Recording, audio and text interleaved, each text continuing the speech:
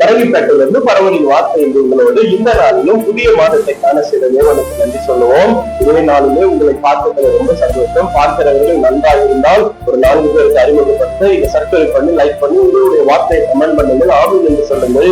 இதை தொடர்ந்து கவனிக்கிற உங்களை நான் வாழ்த்துகிறேன், ஆசீர்வதிக்கிறேன்.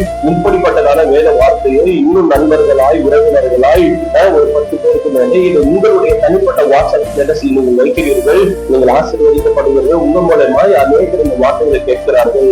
இதை இன்னும் பலர் பார்க்க இதை அநேகருக்கு ஷேர் பண்ணுங்க, லைக் பண்ணுங்க. தொடர்ந்து ஆண்டவர் ஆசீர்வதிப்பார். என்னோட சக்கரமாக இருக்கிற 250 பேரையும் ஆண்டவர் நாமத்தில் அழைக்கக்கூடிய மாதத்தில் ஆசீர்வதிக்கிற இந்த நாளில் தேவனுடைய வார்த்தை ஏசாயா 43ஆம் அதிகாரம் 19ஆம் வசனம் சொல்கிறது, இதோ நான் புதிய காரியத்தை செய்கிறேன், அது இப்பொழுதே தோன்றும், நீங்கள் அதை அறிவீர்களா? நான் வனாந்திரத்தில் வழியையும் அவாந்திர வெளியில் ஆறுகளையும் உண்டாக்குவேன். இதோ நான் புதிய காரியத்தை செய்கிறேன் என்றால் உங்களுக்கும் கேட்டுக்கொண்டிருக்கும் உங்களுக்கும் உங்க வீட்டுக்கும் உங்க குடும்பத்திற்கு இந்த தேசத்திற்கு கூட இந்த மாதத்துல கர்த்தர் ஒரு புதிய காரியத்தை செய்வார். யாருக்கு இது செய்வார் என்றால் 18ஆம் வசனம் சொல்கிறது, முந்தினவர்களை நினைக்க வேண்டாம், பூர்வமானவர்களை சிந்திக்க வேண்டாம். நம்முடைய நினைவுக்கோ சிந்தைக்கோ ஆண்டவர் இதுல தொடர்புடைய காரியங்களா இருக்கிற பழைய காரியங்களை முந்தினதை பூர்வமானதை சிந்தித்து யோசித்துக் கொண்டு நீங்கள் வருத்தப்படுகிறதை விட கர்த்தர் சொல்லு அதெல்லாம் நினைக்காத, சிந்திக்காத, யோசிக்காத, புதிய காரியத்தை உங்க வாழ்க்கையில நான் செய்ய போகிறேன் என்பதை நம்பி ஆண்டவர் செய்தார். அந்த தேசத்துல உங்க குடும்பத்துல உங்க வாழ்க்கையில கர்த்தர் ஒரு புதிய காரியத்தை செய்வார். புதிய பலத்தினால் உடை கட்டுவார்.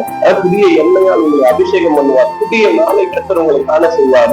எதிர்பார்க்கிற இந்த வார்த்தை எதனால உங்களுக்கு எனக்கு வந்திருக்கிறது, இந்த பாடுகள் கேட்ட வார்த்தையில விசுவாசித்து இதற்கு நம்புங்கள். நீங்கள் நம்புவது அவரால் புதிய காரியத்தை செய்வார். உங்களுக்கான செபிக்கிறேன். அன்பின் ஆண்டவரே, பிள்ளைகளுடைய ஆண்டவரை தேவைகளெல்லாம் செஞ்சது நாள் முழுக்க பாதுகாத்திருக்கட்டும். கர்த்தருடைய சமூகத்தில் ஒவ்வொரு காரியத்தையும் கர்த்தர் ஆண்டவரை புதிதாக மாற்றி